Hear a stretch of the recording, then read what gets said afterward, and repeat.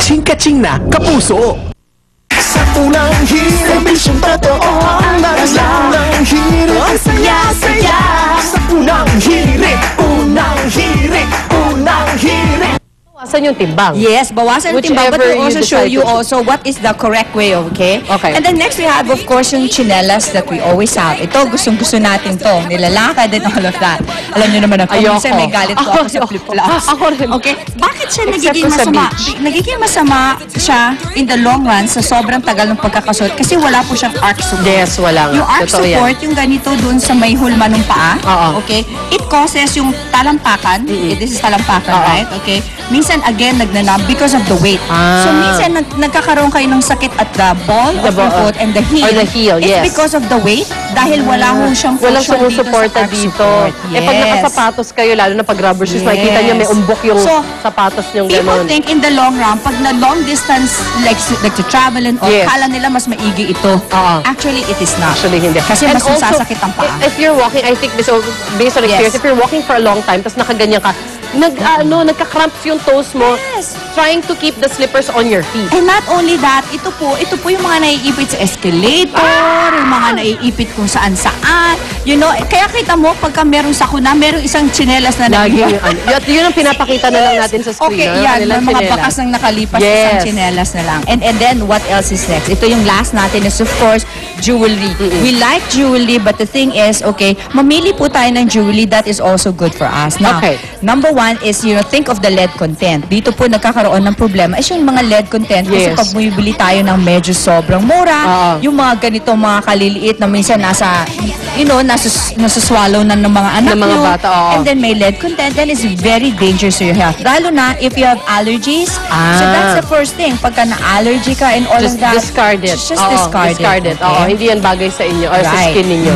Okay. Alright, so these are the, Yes. and of course, we've got our do's as We got well. naman our do's, okay? So, when talking about, of course, the shoes, okay? Medyo hahakbangan na kita ng konti. Ayan, go. So, the shoes, buti na lang ngayon, we have the platforms that you Yes. call na hindi na siya kailangan na karting-kayat masyado.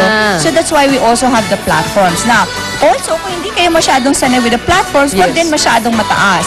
Okay. Did you know that in Japan, a lot of the accidents are caused by wearing too much platforms habang nagda-drive? Oh Pag my! nagda-drive ka kasi na wala kang platforms, minsan, hindi mo natatansya yung gasolina. Yes, Okay? yes, So, minsan, yes. apa ka ng apa, kaya ang bilis-bilis Oo mo nga na. pala. Dahil kita mo naman ang layo nung no?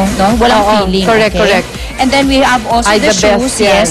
yan. Instead of slippers, Yes. you wear your flats. Okay? You look more dressed. Yes, and you look Tapos more dressed yung in your nakaayos sandals. pa, correct. And buy the ones that has arch support. Yes. Okay? Mas maganda yon. Now with the skinny jeans, I don't mind skinny jeans, Oo, me but neither. not skinny jeans all the time. Yan. So, kailangan pinapahinga din siya. Oo. It's same with the shoes. You do not wear the same shoes every day. That's true. Kasi para yung paa mo, yung mga bumps and all of that, napapahinga Napapahinga siya. din Okay? siya. So, Okay. dapat may alternate shoes. So, again, for the pants, if you have fitting, you can also have loose. Yes. Wag lang ho laging tight fit. Okay? Oo. Just wear something that's really more relaxed for you. And then sa then the bags. bag, okay, maaari sigurong bawasan Love na natin bags. yung laman, yung mga hindi nyo naman ginagamit all the time. Bawasan na natin so that it is also very, good for your shoulder. You'll be surprised. Kaya nyo pala mabuhay na yung bawas yung gamit sa bag. Try nyo lang Promise, because try bawas nyo ng lang. bawas ng bawas and then all of a sudden, ay, hindi ko pala ginagamit. Ay, hindi ko pala ginagamit. Kaya naman pala na hindi ko dala lahat. Yes, And of course, yes. these things naman, you can still wear them, di ba? Yes. Not just all the time. Oh, don't suffer for fashion naman po. Kasi minsan ang kalusugan natin is far more important. Of course, okay? absolutely. Pero beautiful and, healthy is good. Well put together. Of course, Yes. maraming salamat, Miss Owen Juarez. Thank you, Miss. Thank you po. At syempre mga kapuso, tandaan nyo po nasa inyo pa rin po ang desisyon. Kung syempre gagawin, susundin nyo ang aming mga advice. Of course, yan ang aming mga tips para sa inyo. Basta laging tandaan, #1 priority pa rin natin katulad sa Miss O, health and well-being. Babalik po ang unang hirit. Unang hirit, ang saya-saya. Sa unang hirit, unang hirit, unang hirit. Mula sa Usapang Itlog, pag-usapan naman natin ngayon ang mga lumalabas galing sa itlog. Walang iba kundi ang mga chicken. And of course, chicken, of course, no? Which you can see now, and pigeon. So, let's start. Kasama natin ngayon si Mr. Joey Mancilla, President ng Philippine National Pigeon Association. And I gotta say, unusually mga dala mo ngayon. Grabe, Joey. Pag-usapan natin yung mga chicken na muna. Mamaya na tayo sa pigeon kasi ang dami talaga nila. I never thought ganito karami ang klase nila. Let's start with the chicken. Ito ang Golden Sea Bright. Sea Bright, okay? Yes po. Anong difference? Iba yung itsura nila. Ang ganda ng balat nila. Ng kanilang feathers. May lacing siya. Oo. Parang pandamit. Pwede ba yan sa hair piece? What about them, can you tell us? Bale, ang kakaiba sa kanya is yung color niya. Dapat ganyan ang kulay niya na nag-gold ang kulay. Okay. Gold ang kulay. Kinakain ba to? I'm sorry, pero I'm just curious. Kinakain ba to sa ibang bansa? Wala Hindi, they're more of ornamental chickens. Talaga? Alright. Pang beauty lang pala ang golden sea bread. So wala siyang pakinabang sa akin. Okay. So lipat tayo sa silky chicken. Otherwise known as, kasi black chicken siya, di ba, sa mga Chinese. Ito yung kinakain Chinese natin. chicken, Yung sibot, yun yung ginagawa para sa mga tao may sakit.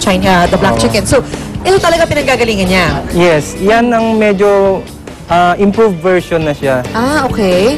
Parang evolved na siya. Oo. Parang pwede pa siyang ihawakan? Pwede. Okay. Bale, mukha siyang cotton.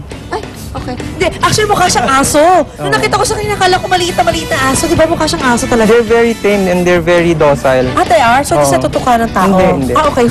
Alright. Lipat naman tayo sa medyo mahirap siyang ispelengin kasi mukha siyang parang French. Barbu de Ucle Chicken. Yes. Ano naman siya? Bale, ang kakaiba sa kanya, may boots or what you call muff yung paa niya. Oo.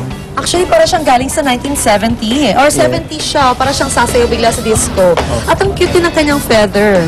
Pwede pandamit. Oo, kakaiba sa kanya yung color niya. Oo, it's unusual. Actually, pwede silang magsama ng golden seabird. Pang-ornamental lang sila, no? Ganda-ganda. Okay, we're moving on now to the fancy pigeons. At talaga, I must tell you, napaka-fancy nga talaga nila. So, shells sila. Let's start with ito na lang. Sineparate po namin sila. Tapos itong fantail. Mukha siya, kanina nakita ko siya, akala ko, mukha siyang anong tawag doon? Yung... Fan. Parang siyang peacock. Kasi nagpa-fan talaga yung likod niya, no? Nakakalipad ba yan kahit ganyan? Nakakalipad naman. Ayan, tingnan mo. Ang cute! Kamag-anak pa yan ng peacock? Hindi. Hindi. Kasi mukha siyang peacock talaga. Okay, what can you tell us about the fantail? Actually, they're bred because of the nice tail that they talaga have. niya. Pati yung paa niya, tingnan mo yung paa niya rito, yung paa niya dyan, parang May itong muff. paa ng barbu de uca na chicken. Opo. May muff din siya. Okay, eto naman Jacobin ang tawag dito. Galing ba yan sa France? Jacobin, okay, Jacobin. Whatever. Okay, tell us about this. Bale, they're distinct because of their hood in their head. Oo. So, kailangan nakakover ang buong ulo. Mukha nila talaga? Oo. Saan naman natatagpuan ito? Dinevelop sila sa India. India. It's a beautiful bird. Para siyang may outfit, so we can... Parang may fedora siya sa... fedora. Or actually, parang muffler tawag. Okay, anyway. Eto na tayo sa... Gent Pouter. Gent Pouter. I was gonna say Gent Pouter. Okay, so Gent Pouter, ang kakaiba sa kanya ay ang kanyang paa. May muff din siya. Tsaka at the same time, yung dibdib niya nag-blow. Talaga? How do we make him blow? I mean, can we, Pagka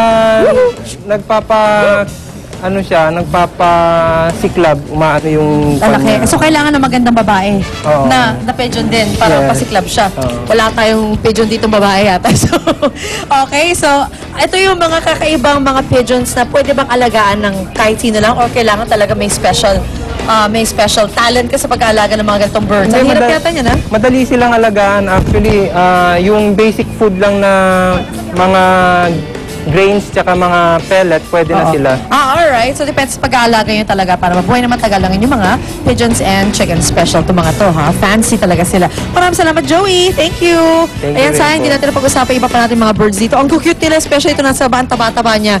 Actually, ang tawag sa kanya, giant. Alright. Happy graduation nga pala to Cyrus Jeremy Cueno from Tito Marvin. Babalik po agad ang unang hirit. Pigeons, anyone? Pigeons.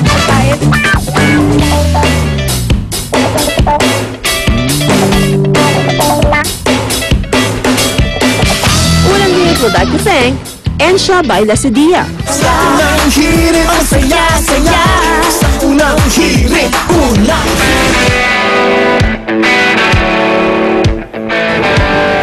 Umati ka buong tennis moves ang pinakita ng qualifiers sa Mitsubishi Lancers International Junior Tennis Tournament. Binuo ng 96 tennis players mula sa iba't ibang panig ng mundo ang naglaban-laban sa longest-running tennis tournament sa bansa. Asahang mas lalawig ng tulong sport at maganda rin pang-attract sa ating turismo dahil sa bilang ng mga foreign athletes. Di na talaga mapipigilan ang pagsikat ng Magnum Ice Cream sa bansa. Isang star-studded VIP night ang handog ng Selecta na napuno ng mga stars. Layo ng Selecta na ma-experience ng guests ang royal treatment, kaya naman pinabongga ito complete with the red carpet.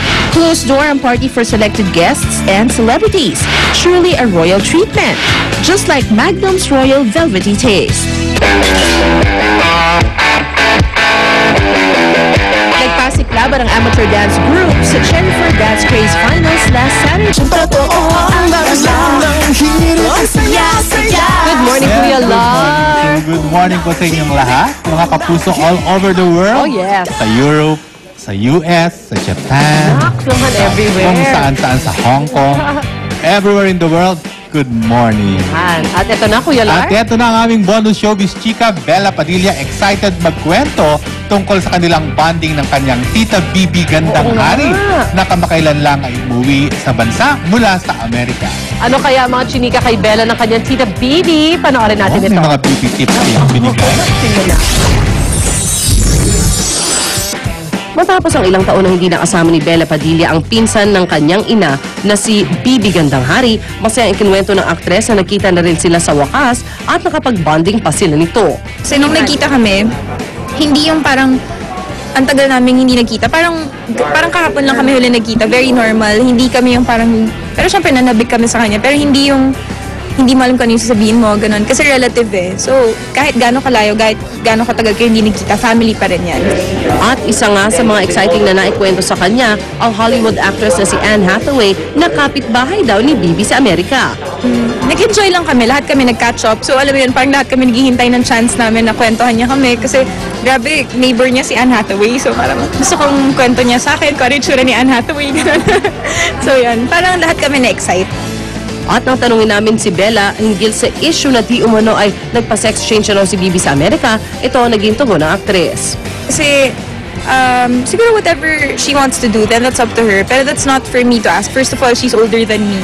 I don't think I'm in the place to ask her, you know, what she does to her body. Parang, she's old enough to take care of herself.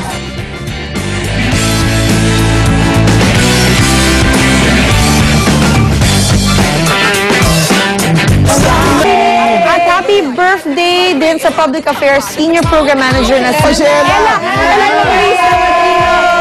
How's the baby? Oo, si Ella, ano ko yan eh. Gabay ko yan eh. Siya yung natataas ko eh. Ay, congrats mga igan. Thank you sa pagtambay. Bukas, makikita ulit tayo dito lamang sa Unang Ang programang ito ay hatid sa inyo ng Mercury Drug. Gising 24 oras sa mga piling lugar.